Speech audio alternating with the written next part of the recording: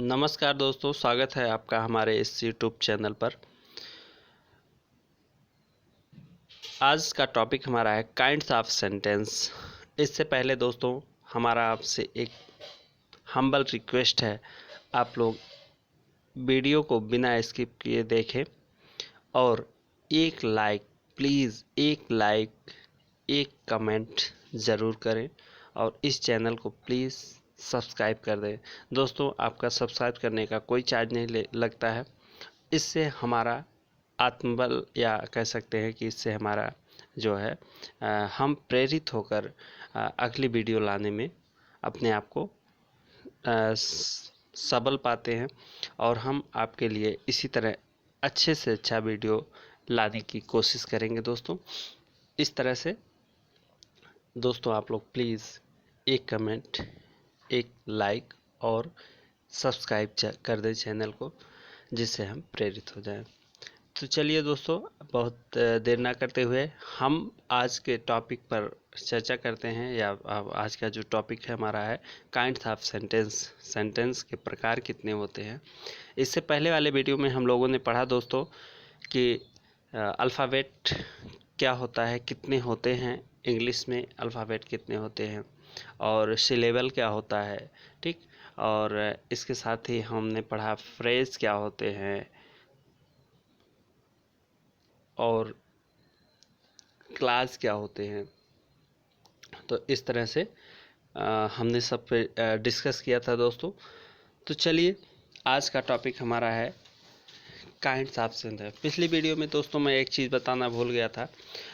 जो वावेल होते हैं और कंसोनेंट होते हैं अल्फ़ाबेट में, तो उसके प्रकार तो मैंने दो बता दिए। सेमी वावेल क्या होता है ये भी बता दिया गया था, बट एक चीज़ रह गया था। जो वावेल के साउंड होते हैं दोस्तों, वावेल के साउंड जो होते हैं वो कितने होते हैं। वावेल के जो साउंड होते हैं दोस्तों वो आपके होते हैं 20 होते हैं। कितने होते हैं दोस्तों? 20 होते हैं। इसके साथ ही जो कॉन्सोनेंट साउंड होता है, क्या दोस्तों? कॉन्सोनेंट, ठीक है। कॉन्सोनेंट जो साउंड होता है वो होता है आपका 24। अब अगर टोटल साउंड की बात की जाए, टोटल साउंड की बात की जाए तो वो होता है दोस्तों 44। तो यही रह गया था, यही छूट गया था मेरे हिसाब से। और बाकी अगर आपको जो लगता है मुझे कमेंट में ज़रूर बताएं। चलिए आगे वीडियो को हम लोग जो है देखते हैं। काइंड्स ऑफ सेंटेंस की बात करते हैं तो सेंटेंस कितने प्रकार के होते हैं, वाक्य कितने प्रकार का होता है, हम आज इस पर चर्चा कर रहे हैं। तो देख रहे हैं हम लिखा हुआ है देयर आर 5 काइंड। क्या लिखा हुआ दोस्तों? There are 5 kinds. तो 5 काइंड्स मतलब 5 प्रकार के जो हमारे वाक्य होते हैं। और पहला वाक्य क्या होता है? पहला जो होता है, पहला प्रकार है वो है असर्टिव। असर्टिव मीन्स होता है दोस्तों विधि सूचक। क्या होता है?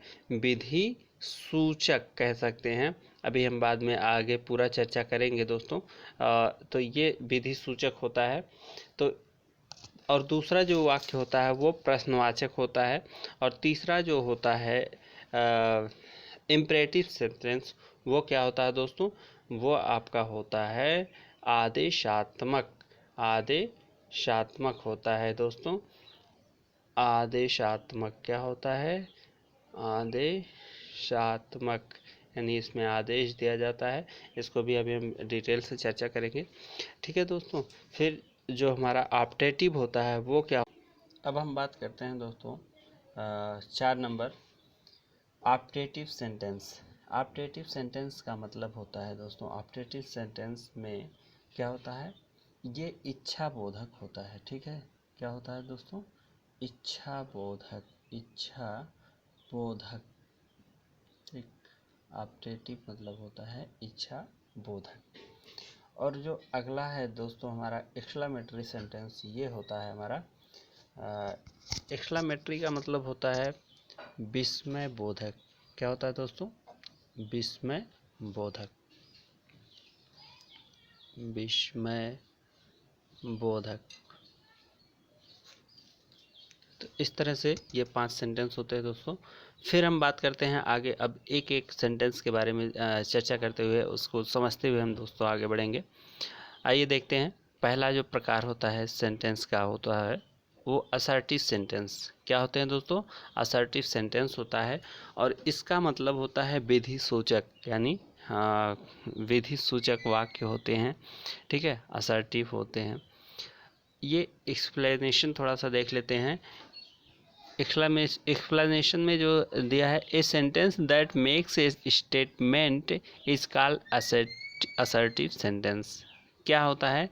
एक वाक्य जो कथन का बोध कराता है विधि सूचक वाक्य कहलाता है। तो अब इसके प्रकार में भी देख लीजिए, इसके प्रकार क्या दे रहा है आपका, 2 प्रकार दे रहा है। और पहला होता है अफर्मेटिव, यानी अफर्मेटिव मतलब क्या होता है? स्वीकारात्मक होता है। और दूसरा होता है निगेटिव, इसका मतलब होता है नकारात्मक। नकारात्मक में एक क्लू दिया है, किसी भी सेंटेंस में नकारात्मक कैसे है वो उसको पहचानने के लिए या तो उस सेंटेंस में नो आएगा या नॉट आएगा या नेवर आएगा या नॉट ईवर आएगा ना, कभी नहीं। तो इस तरह से दोस्तों असर्टिव सेंटेंस क्या होते हैं? A sentence that makes a statement is called assertive sentence. ठीक है दोस्तों। और इसके 2 प्रकार होते हैं, कौन कौन? अफर्मेटिव होता है और एक निगेटिव होता है। और निगेटिव की पहचान दे दिया है, नो, नॉट, नेवर और नेवर। एग्जाम्पल की बात करें, एग्जाम्पल देख लेते हैं हम लोग। पीपल आर क्यूइंग अप, या स्लैश लगाया है, स्लैश, या लाइनिंग अप या स्टैंडिंग इन लाइन। ठीक है, तो इसका मतलब होता है जो लोग हैं वो कहाँ खड़े हैं? लाइन में खड़े हैं दोस्तों। जो लोग हैं, पीपल आर क्यूइंग अप, आपका मतलब होता है कि लोग लाइन में खड़े हैं, या लाइनिंग अप या स्टैंडिंग अप, बात एक ही है तीनों के। और ये जो होता है क्यूइंग अप मतलब भी लाइन में खड़े हैं। तो इस तरह से दोस्तों ये हमारा एक विधि सूचक वाक्य है। ठीक है, तो इस ये कौन सा है? एक अफर्मेटिव वाक्य है। फिर हम देख लेते हैं निगेटिव का। निगेटिव में दोस्तों हमारा है, देखिए, some people are not standing for Modi in demonetization, जो भी है डिमोनेटाइजेशन, यानी जो ये क्या कह सकते हैं कि नोट बदलने की जो प्रक्रिया होती है दोस्तों, जो डिमोनेटाइजेशन हो, डिमोनेटाइजेशन, विमुद्रीकरण। ठीक है दोस्तों। तो इसमें इस सेंटेंस में क्या कह रहा है कि कुछ लोग जो है विमुद्रीकरण में मोदी जी का समर्थन नहीं कर रहे हैं। ठीक है दोस्तों, कुछ लोग विमुद्रीकरण में मोदी जी का समर्थन नहीं कर रहे हैं। तो ये हो गया हमारा निगेटिव पॉइंट, जो हमने देखा था कि सेंटेंस में क्या आएगा, नॉट आएगा, वो निगेटिव होता है। और फिर हम देख लेते हैं अगला जो है, common people and file are suffering from crunch crush. क्या दोस्तों? जो कॉमन पीपल है, यानी जो आम आदमी है, वो नकदी की कमी से परेशान है। क्या है दोस्तों? नकदी की कमी की परेशानी झेल रहा है। तो ये कैश क्रंच या सफरिंग फ्रॉम कैश क्रंच। तो ये क्या है? एक तरह का अफर्मेटिव हमारा सेंटेंस है। ठीक है दोस्तों, आइए हम आगे बढ़ते हैं। ये तो हो गया हमारा असर्टिव सेंटेंस। असर्टिव में 2 प्रकार होते हैं, पहला अफर्मेटिव, दूसरा निगेटिव। आइए अब हम इंट्रोगेटिव की बात करते हैं। सेकंड जो प्रकार है इंट्रोगेटिव, ये क्या होते हैं? इंट्रोगेटिव का मतलब होता है दोस्तों प्रश्नवाचक वाक्य, जिसमें हम किसी से प्रश्न पूछते हैं या हमसे प्रश्न पूछा जाता है। तो ऐसे जो वाक्य होते हैं वो दोस्तों प्रश्नवाचक वाक्य कहलाते हैं। देखिए इसका डिफिनीशन दिया है, ए sentence that asks A question is called interrogative. एक ऐसा वाक्य जो क्वेश्चन पूछता है वही जो है इंट्रोगेटिव सेंटेंस होता है।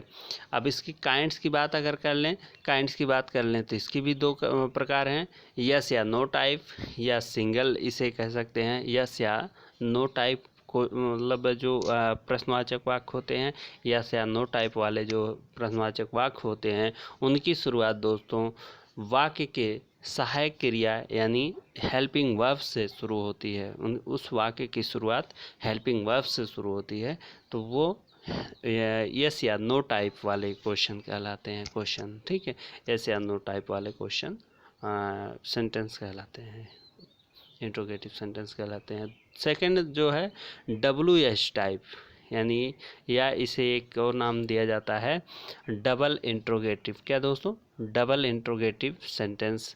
डबल इंट्रोगेटिव का मतलब एक WH से शुरू होने वाला कोई जो प्रश्नवाचक शब्द होते हैं वो आपके सामने आते हैं, उसके बाद आपका हेल्पिंग वर्ब लगता है, तो यही इसीलिए इसे WH टाइप यानी क्या कहते हैं, डबल इंट्रोगेटिव सेंटेंस कहते हैं। ठीक है, फिर हम अगर उदाहरण की बात करते हैं दोस्तों, उदाहरण में हम पाते क्या हैं, would you like to take tea, क्या आप चाय लेना पसंद करेंगे?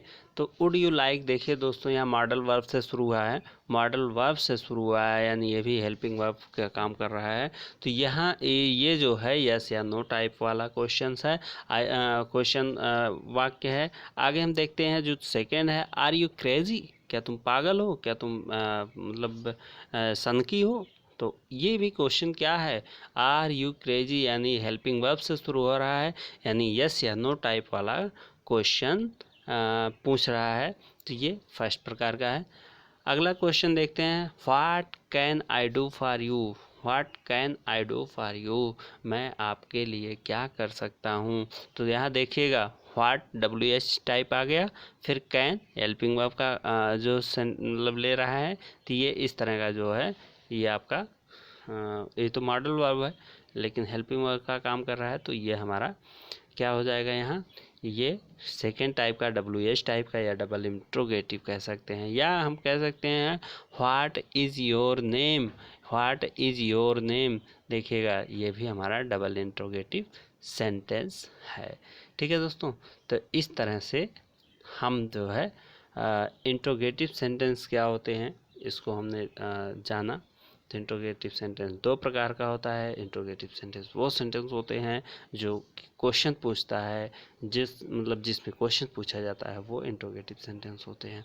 और दो प्रकार का, यस या नो टाइप यानी हेल्पिंग वर्ब से शुरू होते हैं, और दूसरा WH टाइप या डबल इंट्रोगेटिव, या इसे जो है WH टाइप का कहते हैं, यानी जो WH या क्वेश्चन वर्ड से शुरू होते हैं। ठीक है दोस्तों, फिर आइए आगे हम तीसरा प्रकार देखते हैं, इम्परेटिव सेंटेंस। क्या होता है दोस्तों इम्परेटिव सेंटेंस?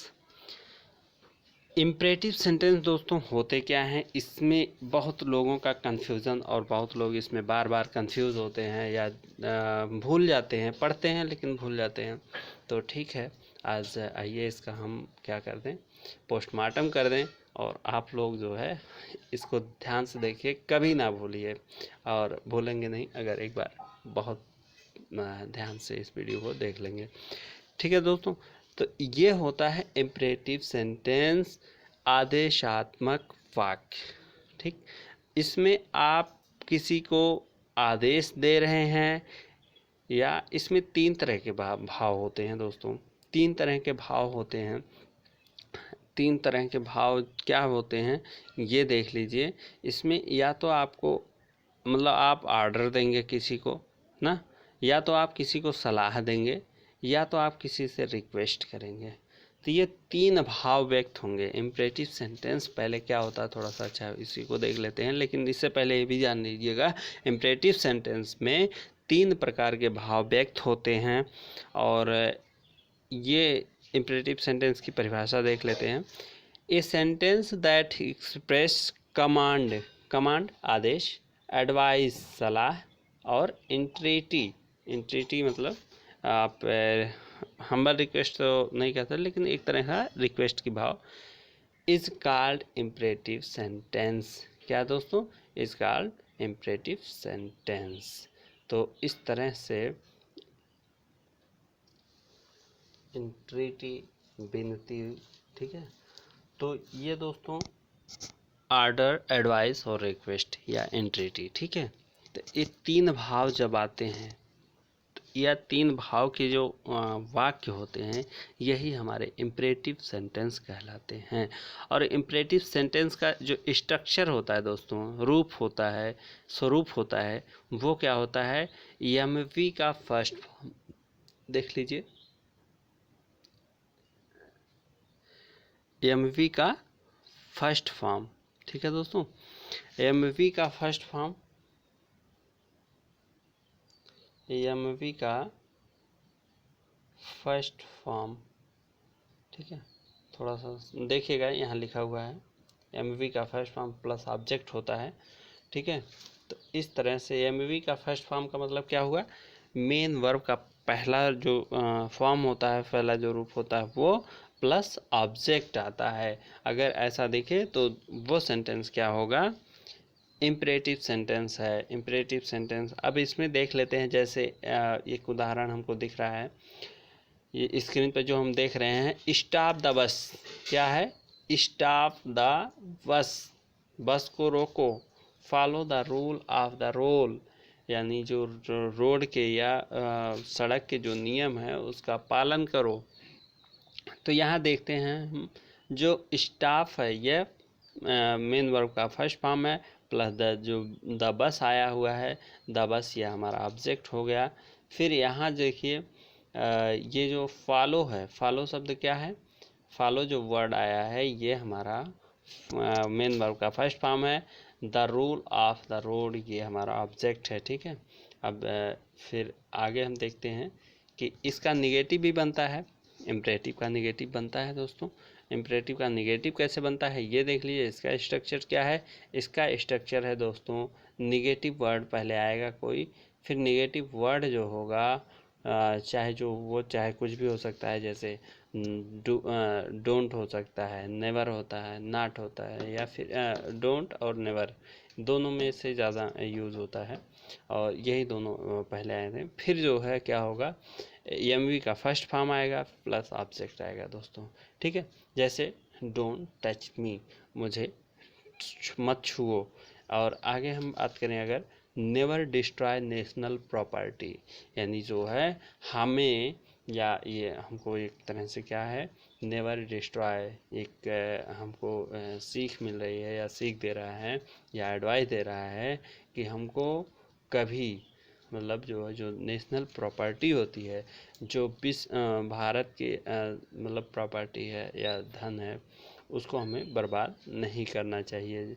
ठीक है, तो इस तरह से दोस्तों इसमें हमने देखा stop the bus. Stop the bus में क्या है, एक बस को रोको, क्या कर रहा है, ऑर्डर दे रहा है। ठीक है, follow the rule of the road, ये क्या है, एडवाइस दे रहा है। डोंट टच मी, ये भी एक तरह से ऑर्डर, तो ऑर्डर ही दे रहा है, यानी उसको जो है रोकने से मना कर रहा है, छूने से मना कर रहा है। और नेवर डिस्ट्रॉय ये एक तरह से एडवाइस का रूप है। ठीक है, और फिर हम आगे चलते हैं। अगला जो प्रकार होता है ये इम्परेटिव हो गया दोस्तों। मुझे उम्मीद है आप लोगों को समझ में आया होगा इम्परेटिव सेंटेंस क्या होते हैं। इम्परेटिव सेंटेंस में आदेश, आर्डर और एडवाइस और रिक्वेस्ट के भाव आते हैं, ये आदेशात्मक वाक्य कहलाते हैं। ठीक है दोस्तों, फिर हम आगे जो अगला प्रकार है, या इसी में थोड़ा सा और समझ लेते हैं। इसमें use of let, use of let, let का मतलब करने दो ना, जाने दो, इस तरह से भाव आते हैं या उसके अर्थ होते हैं। तो यूज़ ऑफ लेट, लेट का यूज़ कैसे होता है थोड़ा सा इस पर भी देख लेते हैं। यह भी कह सकते हैं कि आदेशात्मक या इम्परेटिव सेंटेंस के अंतर्गत आते हैं। ठीक है, ये इम्परेटिव सेंटेंस के अंतर्गत आते हैं। जैसे यूज़ ऑफ लेट के बारे में हम देख रहे हैं, तो यूज़ ऑफ लेट, लेट का प्रयोग कैसे करते हैं, जैसे हमें पढ़ने दो, हमें जाने दो, हमें खाने दो, हमें जीने दो। तो इस तरह से जो वाक्य बनते हैं ये क्या होते हैं, लेट के सहारे से बनाए जाते हैं, लेट के द्वारा बनाए जाते हैं। तो लेट का जो फॉर्म होता है बनाने का, वो लेट होता है दोस्तों, उसके बाद प्लस ऑब्जेक्ट होता है, उसके बाद एमवी का फर्स्ट फॉर्म होता है। तो इस तरह से ये हमारा जो कि स्क्रीन पर दिख रहा होगा, ये फॉर्म, फिर उसके बाद जो आना होता है, जो वर्ड आने होंगे आएंगे। ठीक है, तो जैसे देख लेते हैं, let him study the book of future publication. क्या है? Let him study the book of future publication. Let him, एक चीज़ और दोस्तों देखिएगा कि यहाँ जो हिम आएगा, यानी सॉरी, जो लेट के बाद आएगा ऑब्जेक्ट, वो हमेशा ऑब्जेक्टिव केस में होगा, जो मतलब होगा, जो भी आएगा वो ऑब्जेक्टिव केस में होगा, ठीक है। तो हिम क्या है? ये ऑब्जेक्टिव केस है। फिर लेट हिम स्पीक फर्स्ट, उसे पहले बोलने दो, है ना। तो लेट हिम प्ले, उसे खेलने दो। तो इस तरह से जो होता है। अब यहाँ तो लेट हिम है, उसे खेलने दो, ठीक है। अब लेट अस भी होता है, ठीक है दोस्तों, अभी आगे हम देख रहे हैं लेटेस्ट भी होता है। तो लेटेस्ट के बारे में भी अभी चर्चा कर रहे हैं।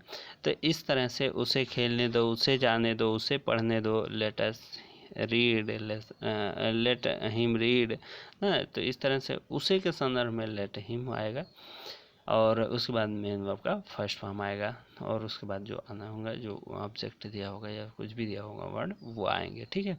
तो ये इस तरह से जो है हमारा क्लियर होता है कि लेट द्वारा जो शब्द बनते हैं या इम्परेटिव के अंतर्गत आते हैं, ठीक है।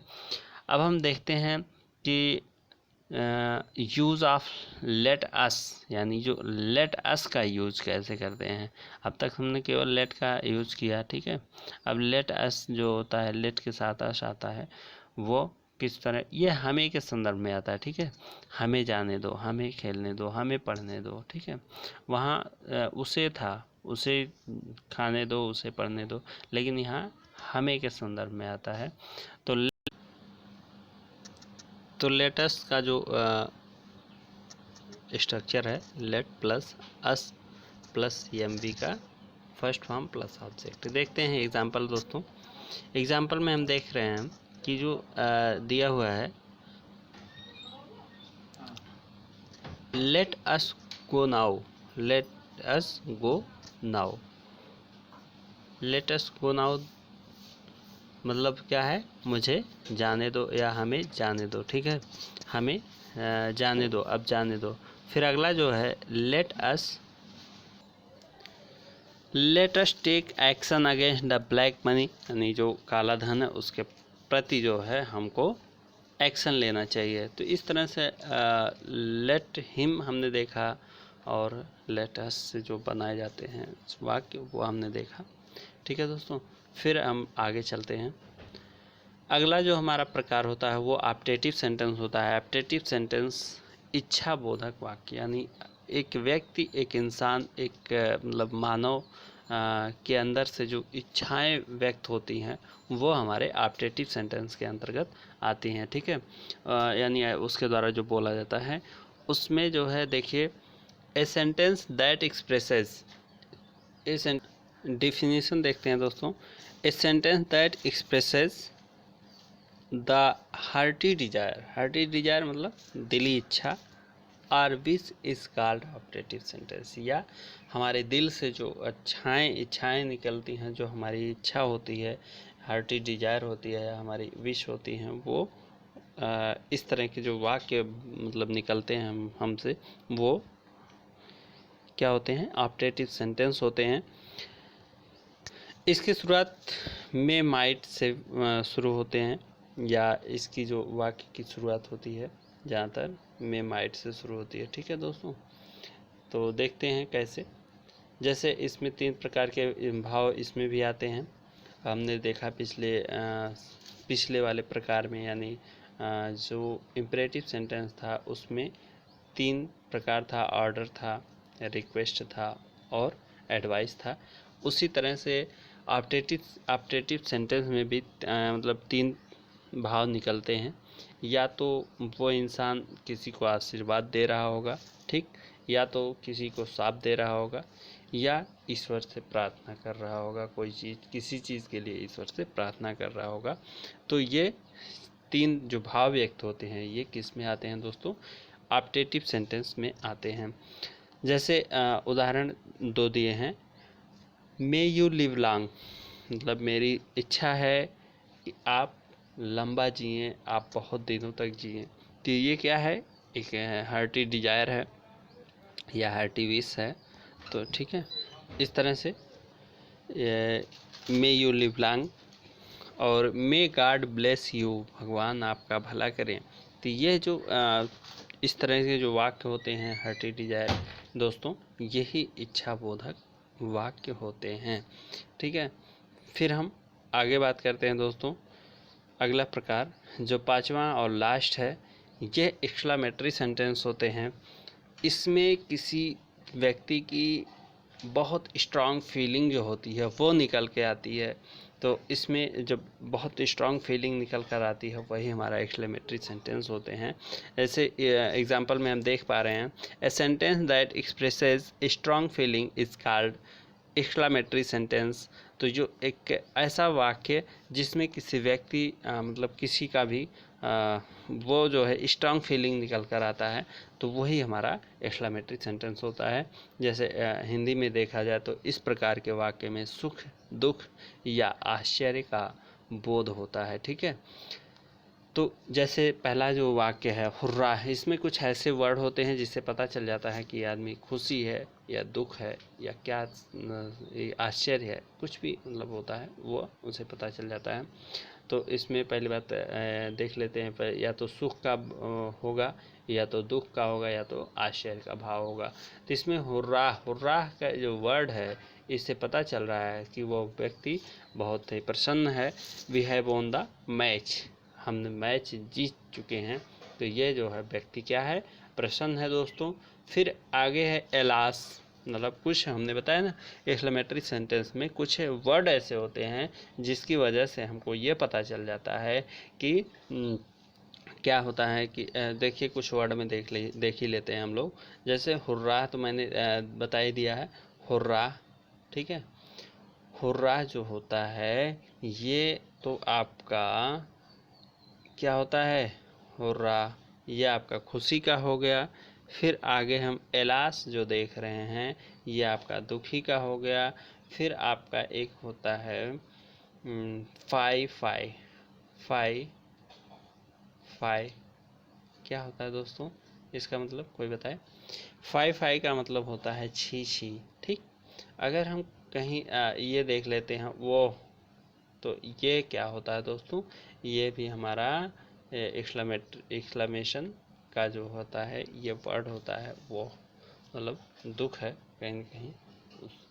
तो इस तरह से कुछ वर्ड होते हैं जैसे एलाश, हुर्रा और फाई फाई और ओ, या और भी वर्ड हो सकते हैं जैसे एक्सक्लेमेशन में, या फिर कह सकते हैं कि जो आश्चर्य होता है। ठीक है, इसमें क्या होता है, हाउ क्लेवर यू आर ना, तो तुम कितने बुद्धिमान हो, तुम कितने चालाक हो, मतलब बहुत चालाक हो। कोई व्यक्ति कहे तुम बहुत चालाक हो, तुमको हम जानते हैं। ठीक है, अरे मतलब तुम कितने चालाक हो जो ऐसा कर पाए।